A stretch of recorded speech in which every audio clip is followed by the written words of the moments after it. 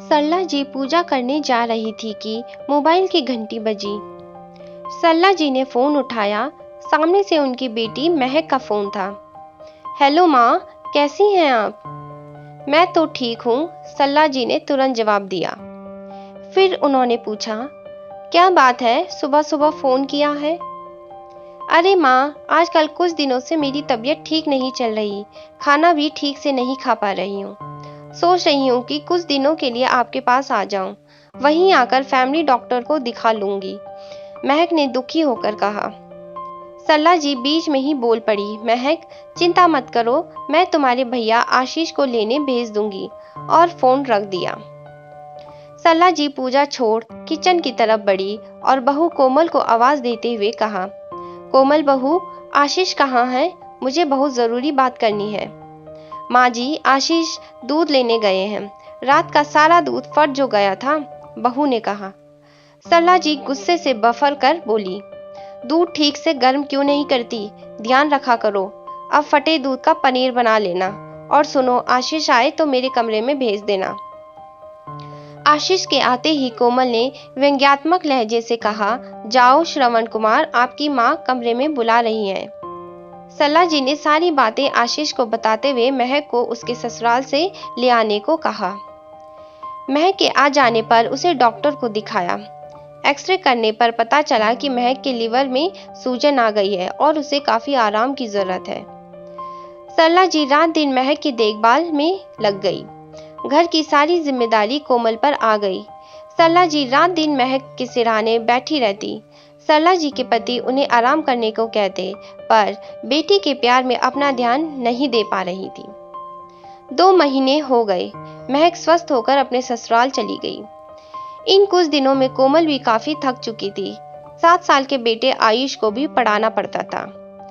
कुछ दिन बाद स्कूटी चलाते हुए कोमल का जोरदार एक्सीडेंट हो गया। सड़क में अफरा तफरी मच गई। आशीष को तुरंत फोन किया गया। आशीष तुरंत वहां पहुंच गया और कोमल को लेकर हॉस्पिटल दाखिल करा दिया।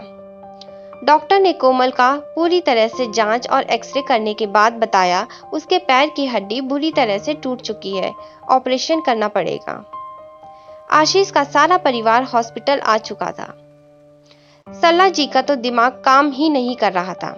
सोच रही थी, अभी कुछ समय पहले ही बेटी की सेवा की थी, अब क्या बहू की भी करनी पड़ेगी।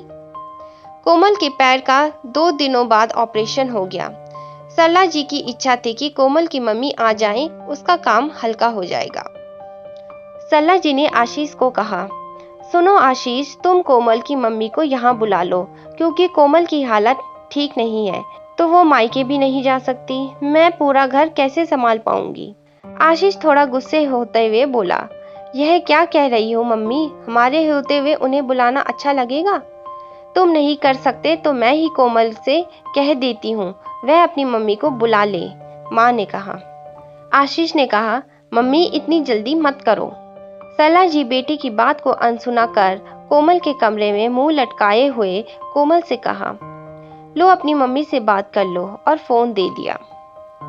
कोमल के मुंह से आवाज नहीं निकल रही थी।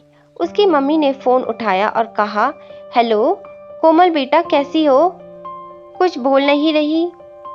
सरला जी ने एक झटके में ही कोमल के हाथ से फोन ले लिया और सारी बातें कोमल की मम्मी को बता दी और कहा, आप कुछ दिनों के लिए यहाँ आ जाइए।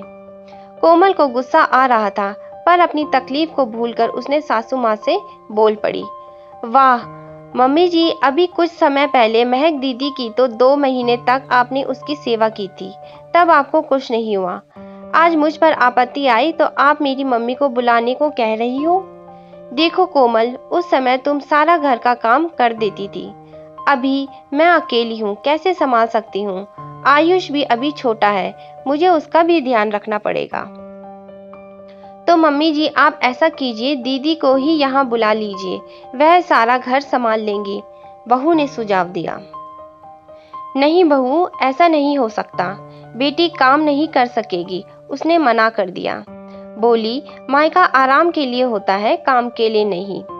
तुम्हारी मम्मी का ही आना ठीक रहेगा, सास बोली। कोमल सोचने लगी कि जब भाभी ननद की सेवा कर सकती है तो ननद भाभी की क्यों नहीं। शादी के पहले जो ननद मायके का काम अपना घर समझकर करती थी, वही शादी के बाद वो मेहमान बनकर आती है, भाभी से आवभगत करवाती है। लेकिन जब कुछ भी दिक्कत हो तो मायके हक से आ जाती है। तो क्या मेरी तकलीफ में उन्हें मेरा साथ नहीं देना चाहिए? आखिरकार कोमल की मम्मी आ गई। अब तक कोमल भी घर आ चुकी थी। डॉक्टर ने कोमल को खड़े होने को मना कर दिया था। कोमल की मम्मी बहुत अच्छी तरह से कोमल की देखभाल कर रही। दामाद आशीष को यह अच्छा नहीं लग रहा था कि हमारे रहते कोमल की मम्मी को सब काम करना पड़ रहा है। एक दिन कोमल ने आशीष को समझाया कि पापा वहाँ अकेले हैं, अब मम्मी को वापस भेज दो। आशीष को भी यह बात सही लगी और मम्मी के जाने का इंतजाम कर दिया। आज कोमल विचार कर रही थी, क्या ससुराल वाले बहू की देखरेख नहीं कर सकते? हमेशा बहू के मायके वालों को ही बुलाना पड़ता है या फिर बहू को मायके जाना पड़ता है? आपकी क्या राय है, अवश्य बताएं और हमारी कहानी को लाइक, शेयर और सब्सक्राइब जरूर करें।